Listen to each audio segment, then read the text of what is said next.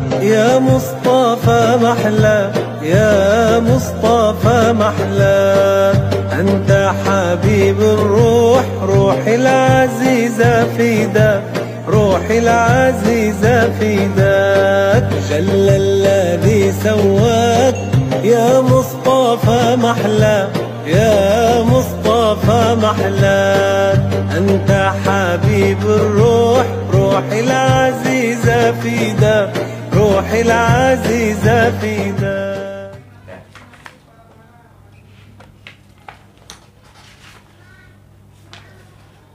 أعوذ بالله من الشيطان الرجيم. بسم الله الرحمن الرحيم. الحمد لله والصلاة والسلام على رسول الله وعلى آله وأصحابه ومن والاه أما بعد.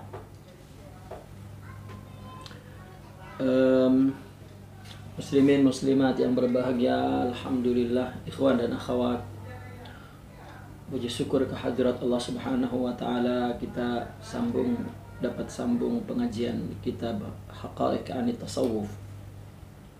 Haqa'iq Anit Tasawuf yang dikarang oleh Syekh Masyayikhina Syekh Sayyidi Abdul Qadir Isa Al-Halabi Al-Hasani Al-Husaini radhiyallahu anhu warda. Kita berakhir dalam bab al-ikhlas, di mana ada 3 sifat yang sifat ini atas pengalaman ruhiyah daripada masyayikh sufiyah. 3 sifat ini merupakan satu rangkai, ya. Artinya merangkai menjadi satu rangkai yang kait-mengkait. Pertama sidiq, setelah itu sabar, dan ikhlas, setelah itu adalah sabar. Jadi ada 3 sifat yang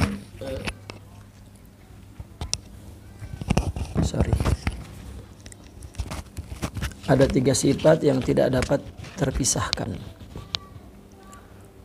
Sidiq, dan sifat ikhlas, dan kemudian sifat sabar.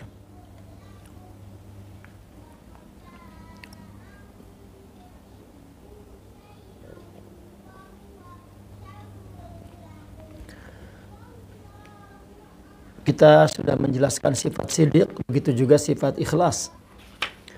Kita sampai kepada syawaibul ikhlas, ya.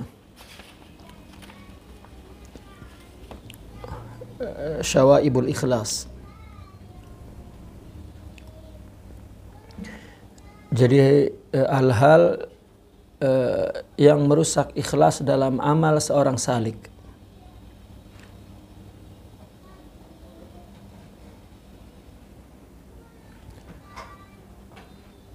Yang syawaib dari syaib, dari syab, yakni yang mengotori, merusak, ya. Dari syaib, ya. Karena setiap perbuatan baik ada perusaknya. Seperti tanaman-tanaman itu kan ada hamanya, ada perusaknya. Maka begitu juga amal kita ada syawaib. Maka ikhlas di dalam beramal pun ada syawaibnya, ada perusaknya.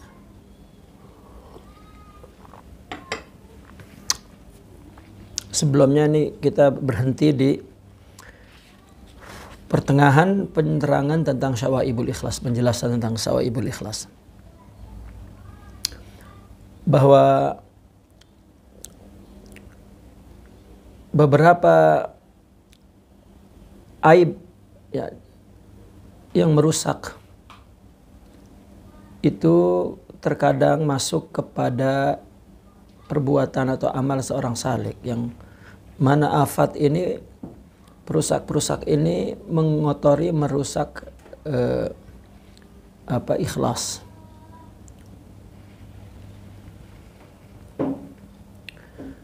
Dan afat ini pandang sebagai hijab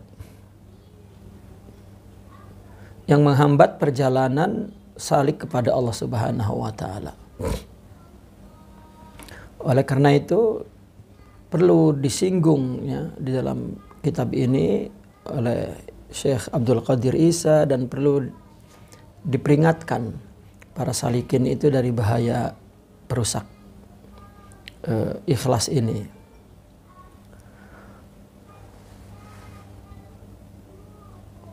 Nah,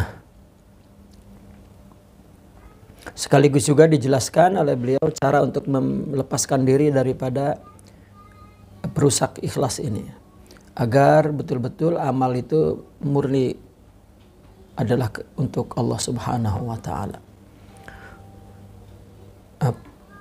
Perusak ini dianggap sebagai hijab. Maka hijab yang pertama, perusak keikhlasan yang pertama adalah ru'yatuhu li amalihi wa ijabihi wa hijabihi anil ma'mul ya, wa bil ibadati anil ma'bud. Yang pertama, hijab yang pertama, perusak yang pertama ya, kepada keikhlasan ini adalah seorang salik melihat, mengagumi amalnya. Amalnya baik, amalnya soleh, amalnya ini juga sebuah perusak keikhlasannya. Dan ini berarti menjadi hijab antara dia yang beramal dengan ma'mul lahu. Artinya tujuan dia beramal untuk siapa? Untuk Allah, terhijab. Ya. Atau dia melihat ibadahnya, maka terhijab daripada yang disembah. Karena jika dia melihat ibadahnya, dia merasa ibadahnya baik, banyak, dan dia merasa bersih, agung dengan ibadah itu, maka jelas itu merusak kemurnian, keikhlasan ibadah dia untuk Allah, karena Allah. Karena lihat dirinya itu amalnya. Nah, untuk melepaskan diri, menyelamatkan diri dari penyakit ru'yatul amal ini, ya, memandang amalnya, yaitu ilmuhu bifadlillah wa taufiqih, yaitu pengetahuannya, ya, pemahamannya kepada karunia Allah kepadanya dan taufiknya.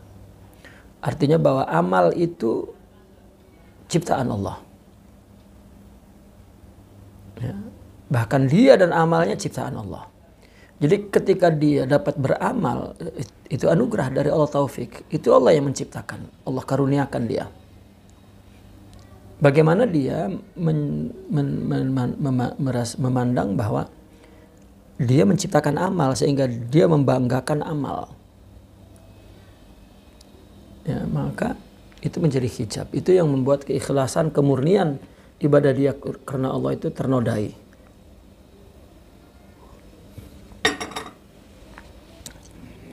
Ada sawah ibadah noda.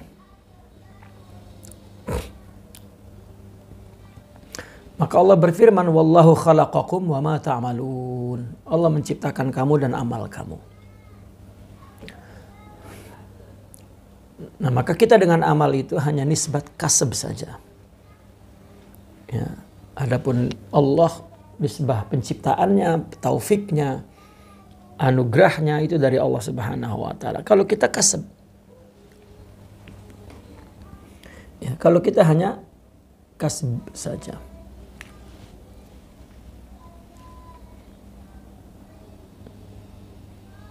Kita kasab itu hanya memakai anugerah ini, ciptaan ini. Kita pakai, kita usahakan, kita manfaatkan. Wa idza daqqaq fi sifatin nafs wa 'alima annaha kama wasafaha Allah taala inna nafsa la ammaratun bisu.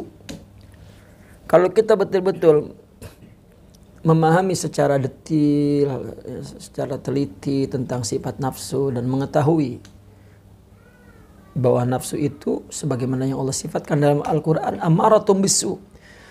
Nafsu itu dalam tubuh kita ini menjadi ammarah, menjadi amir, menjadi tuan, ya, yang memerintahkan keburukan. Jika dia mengerti itu, adraka anna kulla khairin yasduru minhu huwa mahdu fadlin minallah. Bahwa setiap kebaikan yang dia lakukan itu, yang lahir itu datang dari Allah, itu adalah murni anugerah Allah. Ya, jika kita menyadari itu, memahami itu, maka kita akan merasakan makna firman Allah, walaula fadlullahi alaikum wa rahmatuhu ma zaka minkum min ahad. Kalau tidak ada karunia dan rahmat Allah, maka tidak ada seorang pun yang bersih. Maka dengan mengetahui semua ini, bahwa amal itu anugerah dari Allah, maka hamba sepatutnya itu dapat terbebas dari melihat amalnya sendiri dan kagum. Ya. Disebabkan dia mengetahui nafsunya, mengetahui dakhailnya, isi kandungan nafsu itu. Maka dia berusaha untuk memperoleh makrifat ini, pengetahuan ini akan dirinya.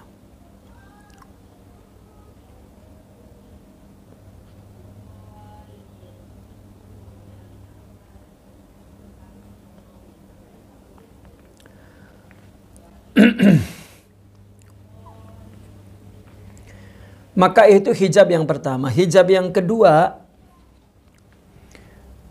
talabuhul iwadha li amalih. Nah, ini juga merupakan perusak, membuat cacat kemurnian ibadahnya, amalnya karena Allah, keikhlasannya. Apa penyakit yang kedua, hijab yang kedua ini, yaitu dia meminta ganti, ya, dari amalnya. Dia merasa bahwa dia telah berbuat maka patut mendapatkan pahala. Ya. Siapa bilang kita disuruh beramal untuk mendapatkan pahala? Karena Allah ketika menceritakan tentang pahala-pahala itu, balasan-balasan itu menunjukkan kemurahannya. Bukan Allah menyuruh kita ibadah untuk pahala itu hamba maslahat. Manusia memang pikirannya, artinya nafsunya, sifat-sifat fisiklinya itu, undang-undang alam ini memang begitu. Maka kata Rasulullah SAW, jubilatil qulub ala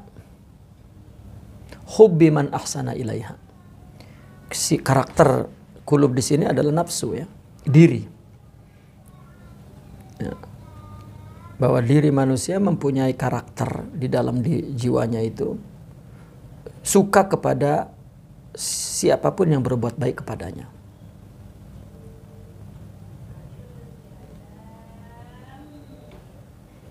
Sehingga seorang sangat mencintai dirinya, sehingga ketika dia berbuat kebaikan kepada siapapun, dia minta dihargai, ya, sebagai ganti daripada amal dia.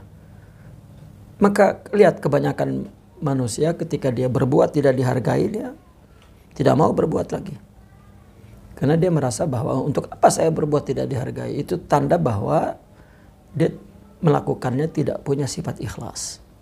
Dan itu bukan salik, itu bukan murid. Ya. Dulu saya pun teringat, saya punya orang tua itu artinya tidak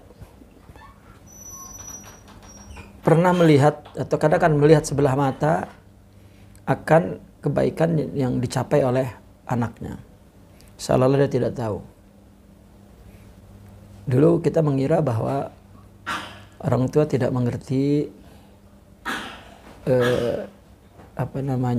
pendidikan, ya, mendidikan. Rupanya itu justrulah itu pendidikan, agar orang beribadah berbuat baik karena Allah. Ya, kami pun dulu punya guru tidak pernah memuji kami. Padahal setiap murid ingin menunjukkan bahwa dia berbuat untuknya. Ya. Dan rupanya itu satu kesalahan, bahwa apa yang kita lakukan untuk tajribah ruhiyah, pelatihan diri kita agar kita memiliki sifat-sifat mulia. Itu sebab di mana-mana di dalam tarekat banyak murid yang satu persatu berguguran, ya, dari masalah tarbawi itu, karena dia berada di situ tidak mengerti sebetulnya apa yang dia lakukan.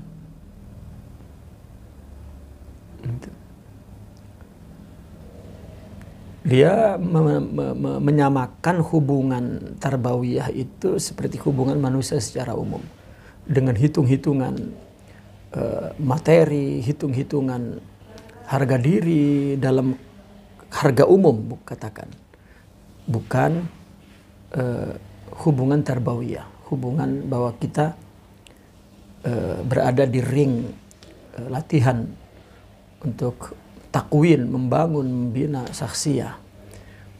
Sementara para mursyidin itu sangat menyadari itu. Ya.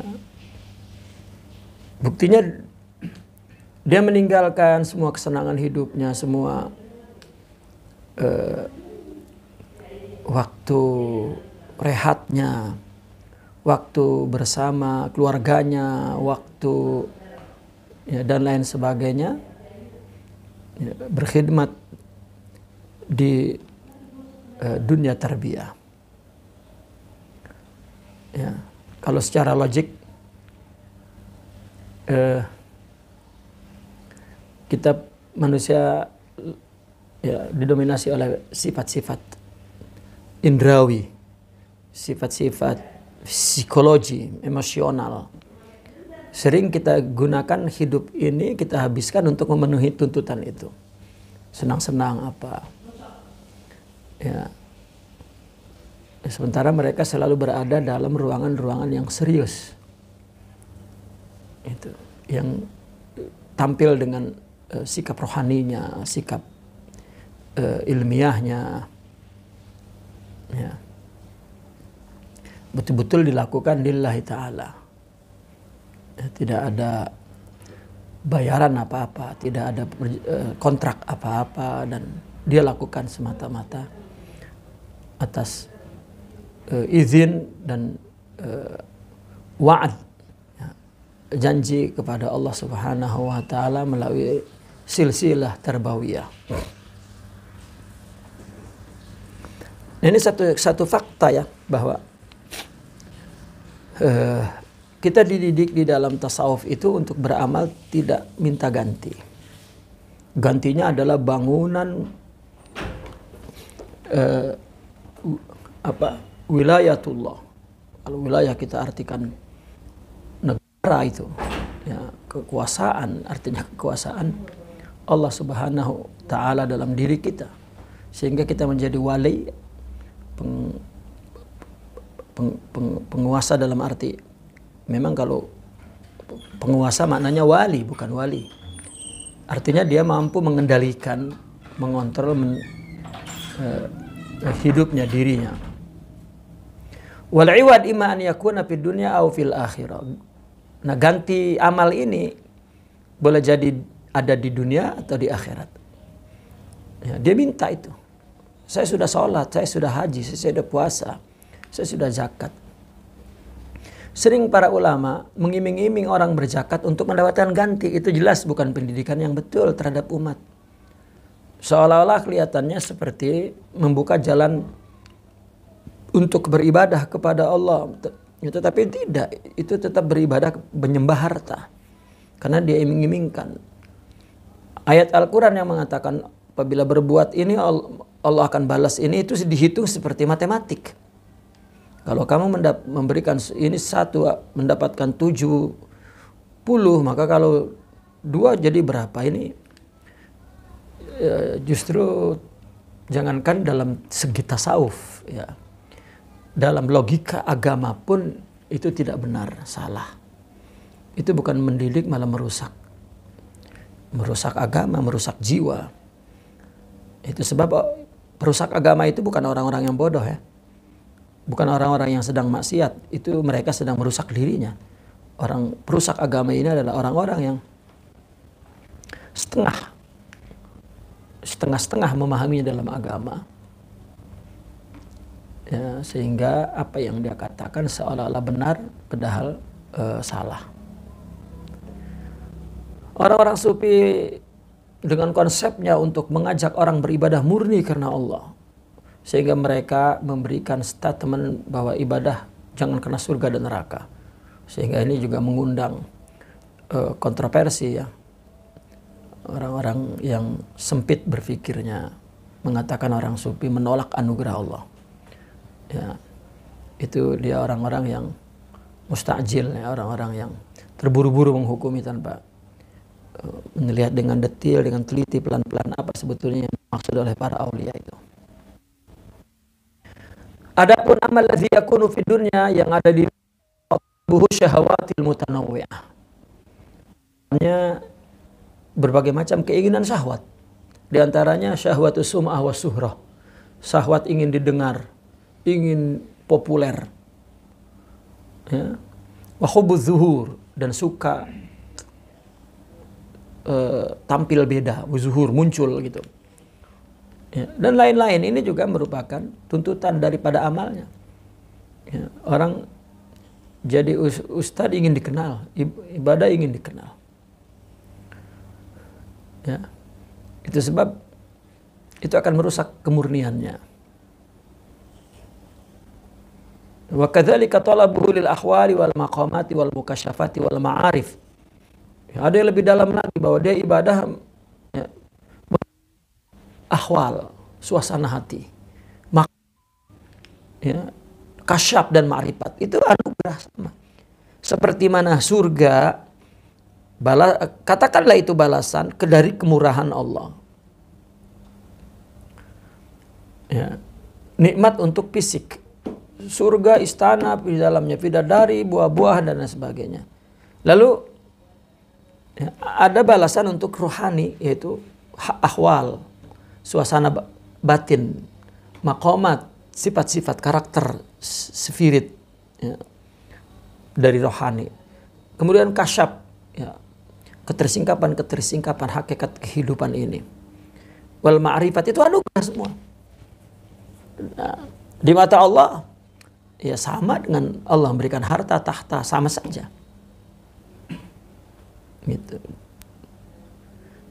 Itu pun merupakan ganti di dunia. Itu sebab Imam Syarani mengatakan jika engkau ibadah ingin dekat, itu pun masih bagian daripada keinginan popularitas, riya. Untuk apa dia dekat? Supaya orang mengatakan dia orang yang muqarrabin? Ya. Tidak. Murni untuk Allah. Walihada yaqulu al-ariful kabir asy-syekh Arsalan rahimahullahu ta'ala nasihan kulla multapitin ila ghairi matlubihi wa mahbubihi wa maqsudih. Itu sebab seorang wali besar ya Syekh Arsalan menasihati kepada setiap orang yang menoleh, yang berpaling dari bukan tuntutannya, bukan kekasihnya, bukan tujuannya.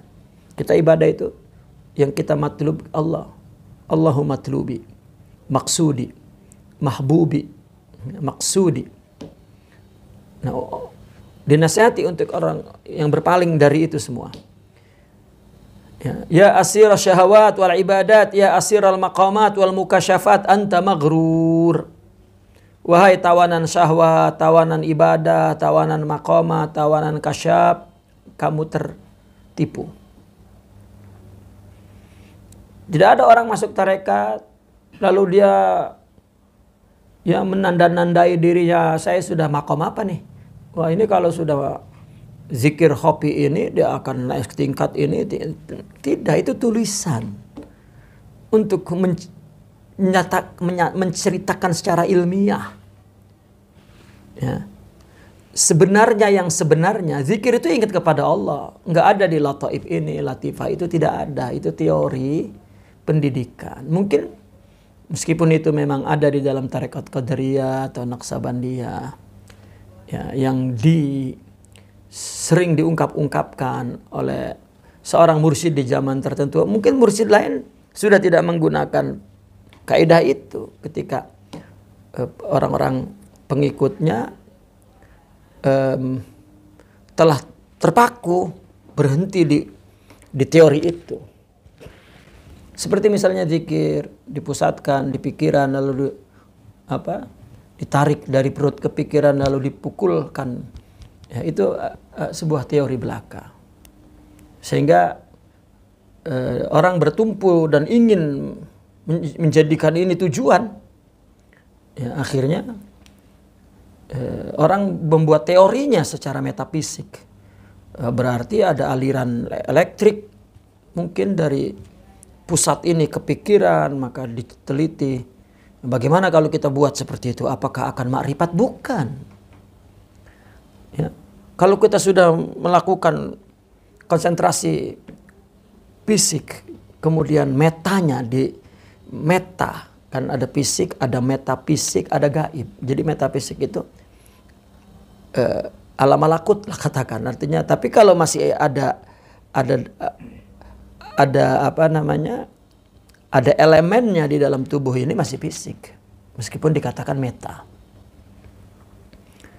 Tidak, meskipun direkam di dalam makmal ya, di dalam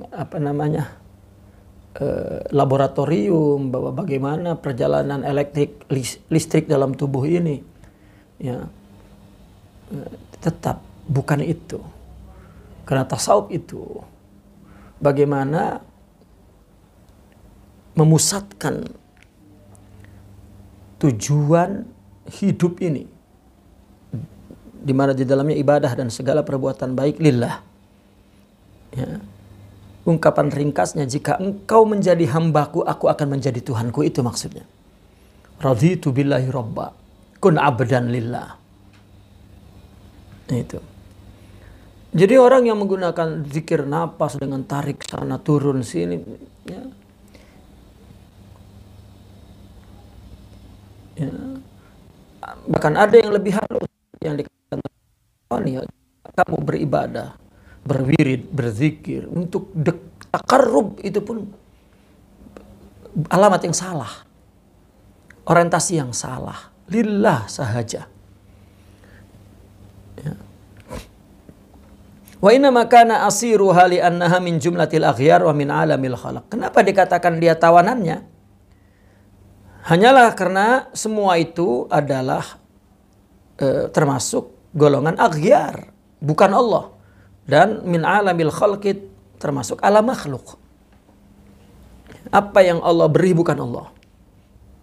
Maka tujuan kita kepada Allah bukan kepada apa yang diberi. Faluqufu indaha, apabila dia bertumpu ke situ, qati'un anil usuli ila ma'rifati khaliqiha, maka itu menjadi penghalang, penghijab untuk sampai kepada Allah. Inilah ya perusak kemurnian. Ya. Wa anna ila rabbikal muntaha. Sesungguhnya kepada Tuhanmu lah muntaha, akhir daripada semua tujuan. Jadi ini hijab yang kedua. Jadi mereka yang sering memandang sebelah mata, ya mungkin buta matanya, Bu. Tidak sebelah juga tidak ada tuh. Kalau dia menilai orang dengan mencibir dan merendahkan para aulia itu, bahwa ibadah dia tidak ingin surga, bukan takut neraka. Dia katakan dia sombong kepada anugerah Allah. Tidak. Ya. Orang yang menilai begitu tidak membaca dan mungkin masih atfal dalam, masih anak kecil ya dalam memahami agama itu. Masih urusannya balasan dan balasan. Ya. Wa yaqulu Syekh Abdul Ghani An-Nabulsi rahimahullahu taala mu'alliqan ala kalamih. Syekh Abdul Ghani memberikan komentar kepada Ucapannya, "Idlau kuntu sadiqan idlau kunta sadiqan maltafatta ila syahwatin aw ibadah wala maqamin wala mukashafah wala afradtal qasda ila Allah ilaihi ta'ala wahda duna jami'i ma'adah wala jaradtal azma wal himmata fihi ta'ala wa tarakta ma siwah." Kata beliau, jika engkau shadiq, maka engkau tidak menoleh kepada keinginan syahwat atau kepada ibadah, ya, atau kepada maqam mukasyafah. Niscaya engkau akan memurnikan tujuan itu kepada Allah sahaja, tidak kepada semua selainnya itu. Dan kau murnikan azammu, himmahmu, ya, pada Allah sahaja, dan kau tinggalkan selainnya. Ini tasawuf. Ketika berbicara jangan surga, jangan neraka, ini sedang memberikan pendidikan, ya, sedang yuwajjih, ya, membetulkan, meluruskan orientasi hidup ini untuk Allah Subhanahu wa Ta'ala. Termasuk apa yang kita lakukan di dalam thariqah itu. Ya. Bukan hanya kepada sesama ikhwan atau kepada gurunya, dia melakukan karena Allah kepada semua orang. Kepada istrinya, suaminya, anaknya, jirannya, semua. Ini kita melihat ada fenomena murid kepada sesama ikhwannya, sesama ahbabnya, sesama gurunya, dia sangat mengutamakan, dan dia berbicara di sini lillah, tapi kepada yang lain tidak. Itu pun sebuah kepalsuan. Ya. Berbeda kalau dia memang sedang seorang pemula yang sedang mendidik dirinya untuk memiliki sifat tawajuh yang sidik, itu tuh lain. Itu sebab orang Muslim hampir hidup di dalam bi'ah Islam, tapi rohaninya, ya, tidak ada tarbiyah, tidak ada pendidikan. Maka ketika dia berada dalam bi'ah sufiyah, ruhiyah, ya, dia menganggap itu satu bi'ah yang lain, berbeda. Ya. Karena hubungan manusia kepada yang lain di dalam sektor apapun tidak terlepas dari hubungan sahwaniyah. Ya.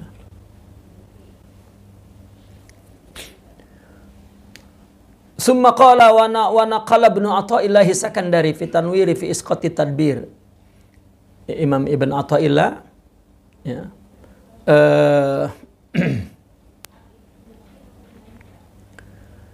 telah menukil Imam Ibn Athaillah dalam kitabnya At-Tanwir fi Isqati Tadbir dari gurunya an Syaikhihi Abil Abbasil Mursi radhiyallahu anhu annahu yaqul lan yasilal wali ila Allah ta'ala hatta tanqati'a anhu syahwatul wusuli ila Allah. Seorang wali tidak akan sampai kepada Allah sehingga terputus syahwat usulnya, keinginan untuk sampai itu. Karena keinginan untuk sampai juga masih anugerah. Jadi tidak ada keinginan lillah. Ya. Jadi untuk ikhlas itu perlu kepada kesidikan. Ya. Kesidikan. Bagaimana dia mau dapat sabar, ikhlas pun tidak. Wa min kalami ba'dihim law rufi'ta ila dhirwatil akwani wa taraqaita ila haitsu la makan thumma ightararta bi syai'in tarfata 'ainin falasta min ulil albab. Allah. Ini salah satu ucapan mereka nih. Jika engkau diangkat ke puncak ketinggian alam di alam ini, ya, katakan kita telah mencapai kutub lah, katakan wa taraqaita, dan kamu taraqi kepada sesuatu yang tidak ada lagi tempat, tinggi sangat. Kemudian kamu tertipu dengan sesuatu yang kamu capai itu. Ya. Setorpata ain, sekilas saja. Itu kamu tidak termasuk golongan aulia. Ulil albab, tidak termasuk. Itu sebab orang makin tinggi makin ketakutan kepada Allah. Karena anugerahnya makin banyak. Cobalah bayangkan dalam dunia materi, jika orang dititipi oleh raja ya, yang maha dermawan lah katakan raja itu. Seluruh harta yang tiada terhingga, itu semakin ketakutan untuk memeliharanya. Ya, bukan semakin lupa, diberi lupa untuk menjaganya, merawatnya kepada pemiliknya. Ini ya, tidak pernah raja memilih orang itu untuk memberikan titipannya. Ya, itu sebab seorang mesti melalui tajribah ruhiyah, ya, melalui proses ya, mengalami perjalanan rohani, itu tajribah ruhiyah. Wa yaqulu Ibnu al-Farid rahimahullahu taala, qala li husnu kulli syai'in tajalla bi tamalla faqultu qasdi waraka. Telah berkata kepadaku, ya, kebaikan segala sesuatu tajalli padaku. Ya, kebaikan segala sesuatu tajalli padaku.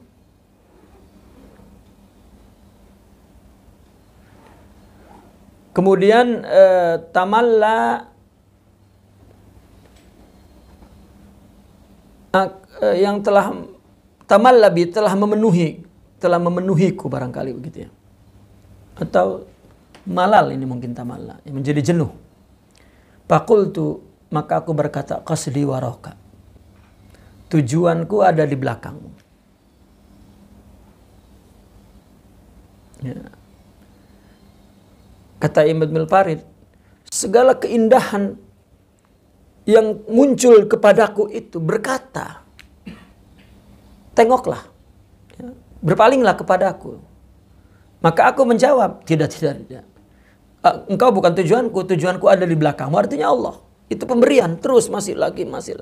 Itu sebab perjalanan menuju kepada Allah itu katanya, menyibak tabir, ya,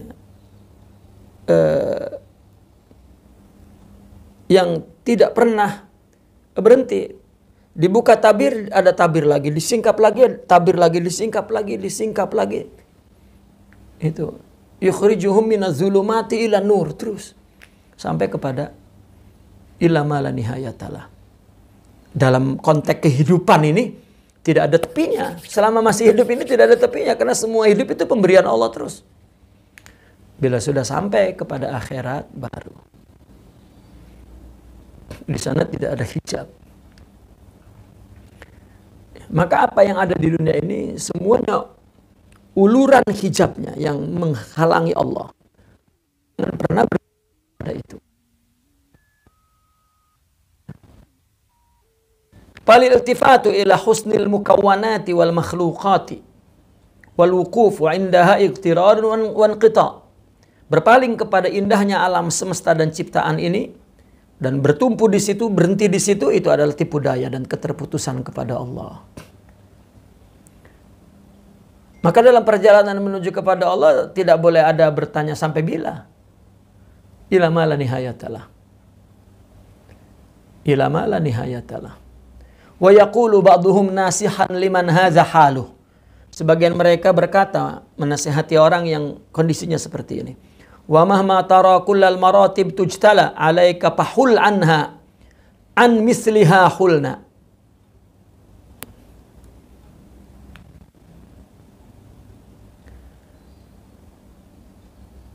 Mahma tara, ya,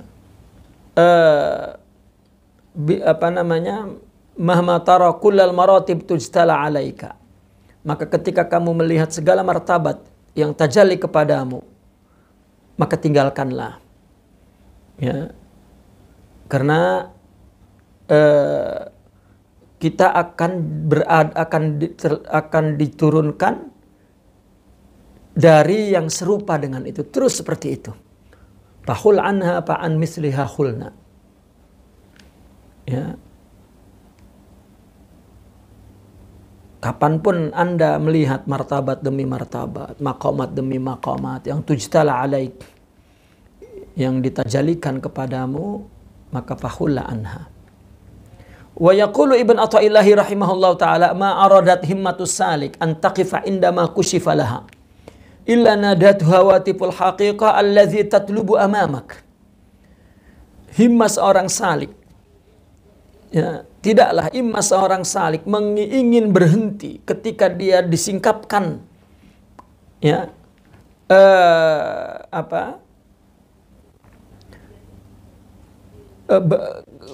disingkapkan kepadanya, kepada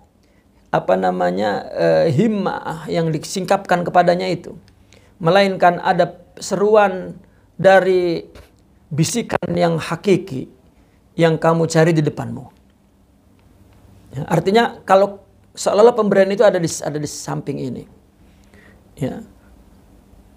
Jika himmah kita berhenti, ya, kepada apa yang telah disingkapkan oleh Allah kepada kita, maqamat, futuhat, mukasyafat, ya, seolah-olah itu akan ditinggalkan, akan berlalu. Yang menjadi tujuanmu, pencaharianmu itu ada di depanmu, yaitu Allah Subhanahu wa ta'ala. Ya. Seperti kisah Rabi'atul Adawiyah, ada seorang laki yang sangat mencintai dia. Ya. Maka Sayyidatuna Rabi'atul Adawiyah mengatakan, maukah engkau, ya, seorang wanita yang lebih muda dariku, dia lebih cantik, lebih taat, lebih solehah. Ya. Jika engkau mau itu, dia ada di belakangmu. Rupanya dia menoleh. Ya, maka Rabi'atul Adawiyah mengatakan, kamu dusta. Jika engkau betul-betul mencintai aku, engkau tidak akan menoleh kepada yang lain. Nah, Allah yang memberi ini itu. Jika menoleh ke sana kemari dan berhenti di situ, maka ya, itu tertipu.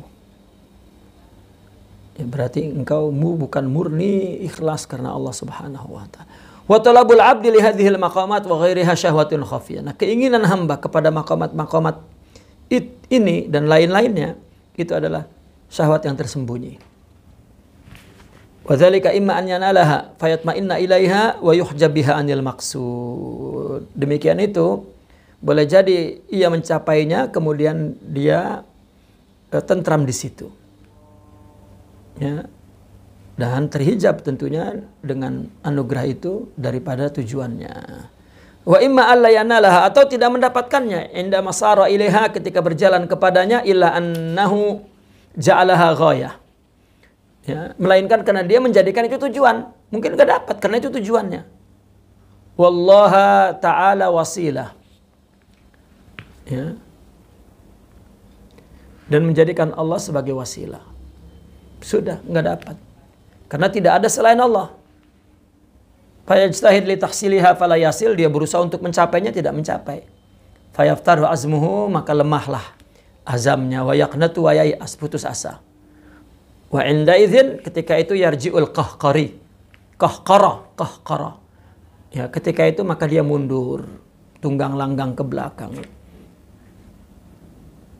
Ya, boleh jadi terus mengata, wah, tarekat tidak betul, saya pernah bertarekat, ternyata tidak, itu dia salah tujuannya. Dia tidak tahu sebetulnya apa dalam tarekat itu tujuannya. Andaikan orang yang pernah mengatakan, saya pernah bertarekat, tapi saya tidak mendapat apa-apa, karena dia mencari selain Allah. Kalau mendapat Allah, kalau karena Allah, dia akan mendapat Allah. Dia akan tahu bahwa semua tidak ada. Semua adalah anugerah dari Allah Subhanahu wa ta'ala. Illa idza lahazathul inayatu bi irsyadil mursyidin. Melainkan jika ada inayah Allah yang menyapa mereka melalui bimbingan para mursyid, fayumkinuhu takhallus min hadhil wartah. Maka mungkin saja dia terlepas, terbebas dari kejatuhan ini, dari kecelakaan itu. Ya. Itu dianggap satu wartah. Ya. Apa wartah itu? Dilema itu. kebuntuan itu, atau dikatakan deadlock. Ya. Wa illa dama munqati'an, jika tidak maka akan terus-menerus terputus. Wan qalaba ala wajhihi khasira, maka dia akan berbalik ya, ke belakang dan menjadi rugi. Wa amma talabul iwad fil akhirah, itu talab dunia itu. Semua itu talab dunia, jadi wali, jadi apa sih, ya, mendapat kasyaf itu talab. Talab di dunia. Wa amma talabul iwad fil akhirah fadukhulul jannah wa najatu minan nar, masuk surga dan terselamat dari neraka. Wa tashihu sayrihi bi an ya'taqida anna dukhulal jannati bi rahmatillahi ta'ala la bi amalihi. Ya, dan membetulkan perjalanannya dengan meyakini bahwa masuk surga adalah karena rahmat Allah, bukan karena amalnya. Faqad rawa anhu sallallahu alaihi wasallam, lan yadkhula ahadukumul jannata bi amalihi. Qalu wala anta ya Rasulullah? Qala wala ana illa an yataghammadani Allahu bi rahmatihi. Tidak ada seorang pun yang masuk surga dengan amalnya. Mereka berkata, tidak juga engkau ya Rasulullah? Ya, tidak juga saya. Melainkan Allah menaungi saya dengan rahmatnya. Falladhi yukhallisul abda min talabil iwad ala amalihi ilmuhu bi annahu abdul mahd. Nah, yang dapat menyelamatkan seorang hamba dari minta ganti ini atas amalnya adalah ilmunya, pengetahuannya bahwa dia itu hamba murni. Wa annahu la yanalu dukhulal jannah wan najata minan nar illa bi fadlillah, bahwa dia tidak mendapatkan masuk surga dan selamat dari neraka melainkan karena anugerah Allah. Jangan pernah kita sedang membuat satu benteng, satu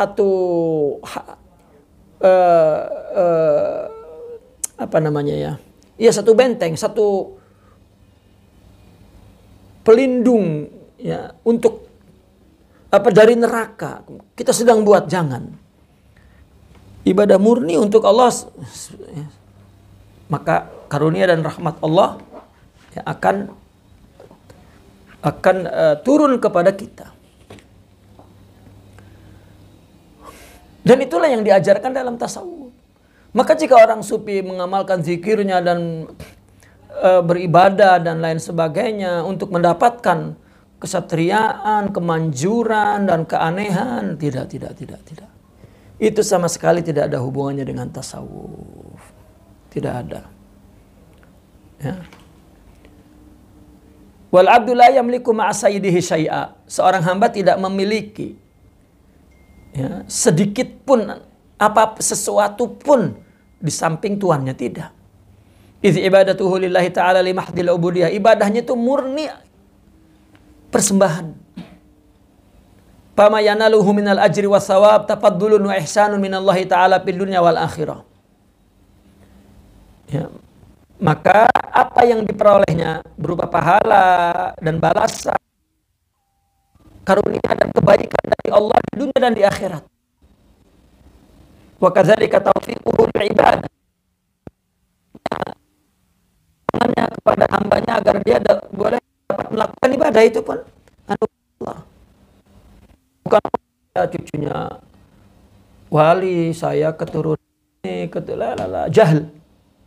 Ya. Dia mengikat bahwa dia akan selamat, bahwa dia akan berharga di sisi Allah dengan pandangan keturunan, itu satu kebodohan. Ya. Bahkan jahlul murakkab.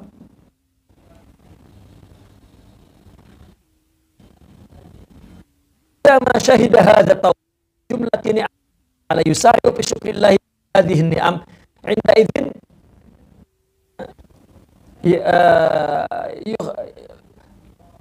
yukhlis talabil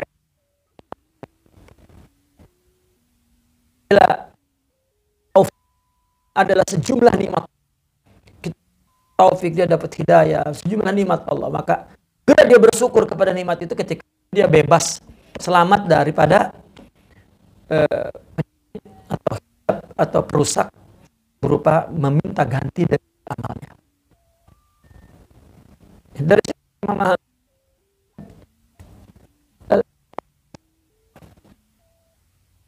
kita berkhidmat kepada ikhwan, kepada ahbab, ya, kepada masyayikh atau mursyidin, berkhidmat kepada muridin tanpa ada iwad. Ya.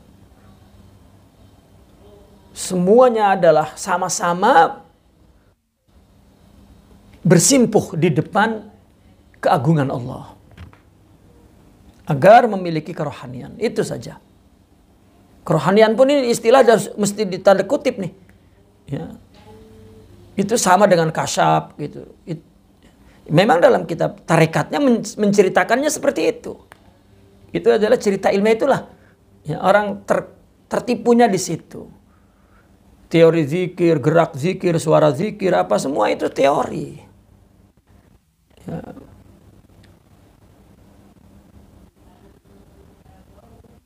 Orang membuat satu struktur, ya, bahwa jika sudah di sini maka itu tingkatan wali abdallah dan salis ridahu an a'malihi wa iqtirarihi biha. Ini makin ini makin dia menyerah.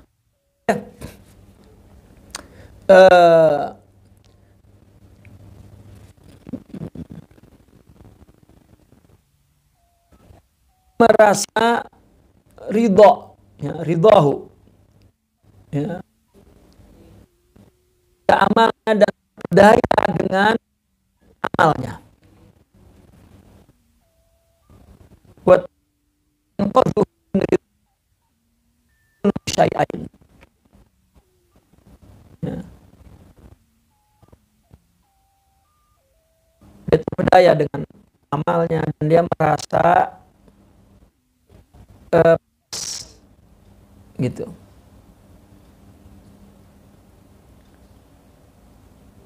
Dan dia merasa selamat dan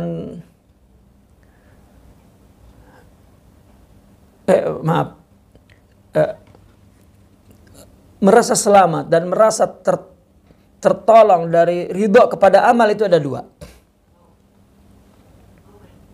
Yang pertama, ittila'uhu ala uyubihi bi a'malihi. Dia melihat kepada uyub amalnya. Dia dapat melihat cacat, ya, di dalam amal dia. Faqala amalun minal amali illa wa li syaitanu fihi nasib.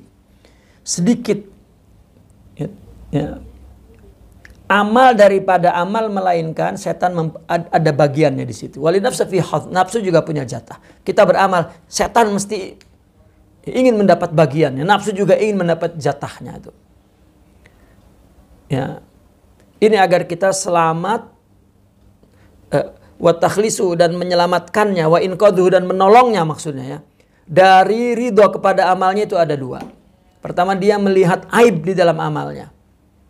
Yaitu bahwa amal apapun tidak akan terlepas dari objek atau bagian setan. Kita beramal mesti ada bagian setan. Setan membisikkan kita agar kita beribadah karena orang. Kita terpengaruh, ya. Ada bagian kita ibadah ingin dilihat oleh orang sedikit, itu setan dapat. Nafsu juga dapat di situ. Nah, maka untuk menyelamatkan itu kita mesti meyakini, melihat bahwa amal kita ada aibnya itu. Itu amal aib. Jangan merasa bahwa sudah cukup amalnya. Nah, ini hijab ini merasa ridho dari amalnya ini. Dan terpedaya akhirnya. Ya. Amma nasibu syaitan faqad arsadana ilahi Rasulullah sallallahu alaihi wasallam. Bagian setan seperti apa? Ini yang telah diterangkan, dibimbing oleh Rasulullah indama su'ila an iltifatir rajul fi salati. Ini ketika Nabi ditanya tentang seseorang, dia menoleh ketika salat. Faqala huwa ikhtilasun yakhtalisuhu syaitan min salatil abd. Ya. Ikhtilas itu mencuri, ya. Itu satu penggelapan, satu pencurian. korupsi itu yang dilakukan oleh setan dari salatnya. Setan bisa mengambil secara halus, ya, agar orang ketika sholat tiba-tiba pikiran hatinya tuh keluar, itu adalah pencurian setan. Maka amal tidak menjadi bersih. Mesti ada cacatnya, ada aibnya. Dan kita mesti mengetahui itu. Agar kita tidak merasa bahwa, oh amal saya sudah mantap nih, murni semua udah. Ya. Sudah merasa ridho. Ya, ridhohu an amali. Sudah. Ya. Yaqulu Ibnu Qayyim al-Jauziyah rahimahullahu ta'ala, fa idza kana hadzal iltifatu tarfatan aw lahzatan fakaifa iltifatu qalbihi ila ma siwallahi ta'ala hadza a'zamu nasibin li syaitan minal ubudiyah. Jika berpaling sekelip mata atau sebentar, ya jika yang demikian itu adalah iltifat yang sebentar, bagaimana kalau hati berpaling kepada selain Allah, ya berpaling udah sholat penuh, pikirannya kemana-mana, hatinya kemana-mana. Ini adalah nasib yang besar bagi setan. Seolah-olah sudah kecuri oleh setan semua. Dan menyadari bahwa amal itu tidak terlepas dari itu membuat kita terus berusaha membetulkan agar ibadah itu untuk Allah dan tidak merasa cukup, tidak merasa puas, tidak merasa ya selesai lah katakan. Sehingga kita akan disempurnakan oleh Allah karena kita merasa tidak sempurna itu. Kalau tidak merasa puas, maka itu adalah hijab. Orang apabila sudah merasa cukup, tidak menambah lagi. Itu sebab ulama banyak yang mengatakan bahwa dirinya adalah zut taksir, orang yang mempunyai taksir. Wa amma hazzun nafs minal amal. Lalu bagian nafsu dari amal apa? Fala ya'rifuhu ila ahlul basair minal arifin. Ini yang dapat menjelaskan ini, ya, adalah orang-orang arif saja yang punya mata batin ini. Hanya mereka yang mengetahui. Ya, ini adalah cara pertama untuk memurnikan dan menolong kita dari merasa ridho kepada amal. Ya, itu yang pertama tadi itu. Kita mesti melihat bahwa amal itu mesti ada aibnya. Yang kedua, ilmul abdi bima yastahiquhu rabbu jalla jalalu min huquqil ubudiyah wa adabiha zahira wal batina wa syurutiha. Seorang hamba mesti mengetahui bahwa ada hak Allah, ya, yang perlu kita penuhi dari hak-hak ibadah dan adab zahir dan batin itu, dan ada syaratnya. Ya, tidak begitu saja kita ibadah kepada Allah. Ada hak Allah yang perlu kita penuhi. Ya, hak ibadah, hak adab baik zahir atau batin. Gitu. Falau ijtahadal abdu billaili wan nahari la ra'a nafsahu muqassiran tujah Allah. Andaikan seorang hamba berusaha ibadah terus siang dan malam, dia akan menyaksikan bahwa dirinya tidak akan merasa sempurna melakukan hak Allah itu. Dia akan melihat dirinya taksir, kurang. Ya. Wa ainal abdul ajiz ad-dha'if min khaliqil kaun. Apalagi seorang hamba yang lemah, ya, kepada pencipta alam ini, ya, dia tidak dapat memenuhi haknya. Lihada bayyana lana hadratallahi anna mauqifa khalqihi minhu taksir. Faqala wa ma qadarullah haqqa qadri. Oleh karena itu Allah sudah menjelaskan kepada kita, ya, bahwasanya sikap seorang hamba kepada Allah itu taksir, tidak akan mampu. Nabi pun mengatakan la uhsi sanaan anta kama asnaita ala nafsik. Wa ma qadaru, kata Allah, wa ma qadarullah, mereka tidak akan mampu menghargai Allah haqqa qadri, mengagungkan Allah haqqa qadri.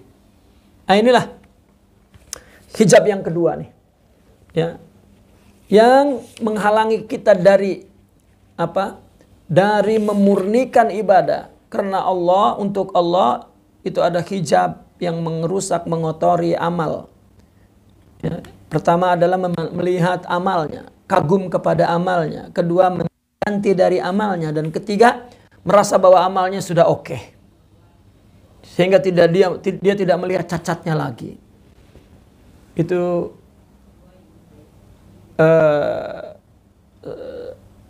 beberapa perkara yang merusak kemurnian, keikhlasan seseorang dalam hidupnya.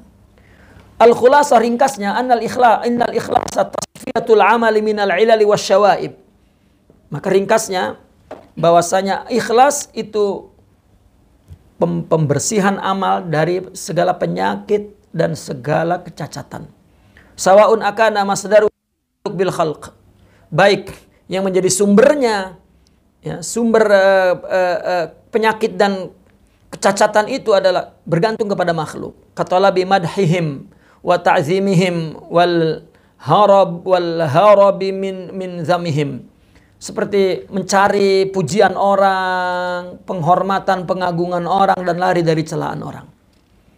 Ya, dia tidak tahan di situ dicela, maka dia mau lari dari situ. Dia ubah, ya, tidak. Orang-orang sufi ketika orang mencela, ya kalau memang ada buruk, itulah saya. Ya, itu sebab kita diajarkan di dalam tarbiyah itu ketika kita mendengar tentang keburukan seseorang dari orang lain, ya, ambillah pelajarannya dari siapapun, ya, ambillah pelajaran. Mungkin Allah, maka jangan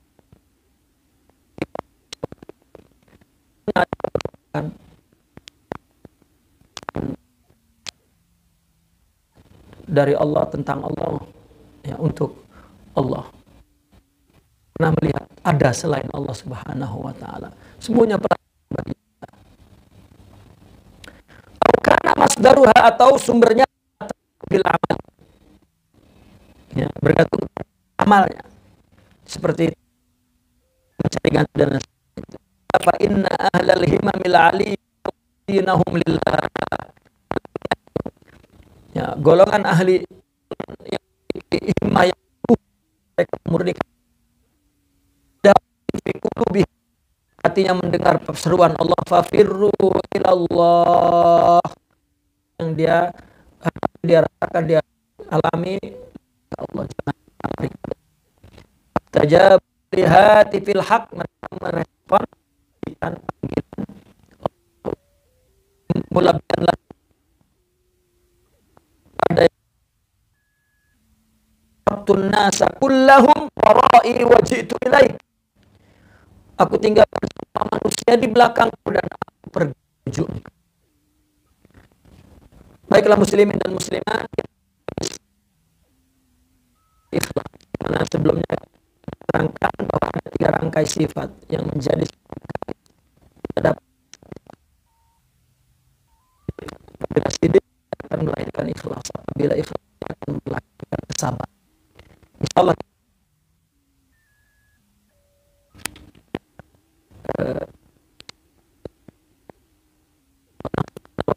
Alhamdulillah, al-Fatihah.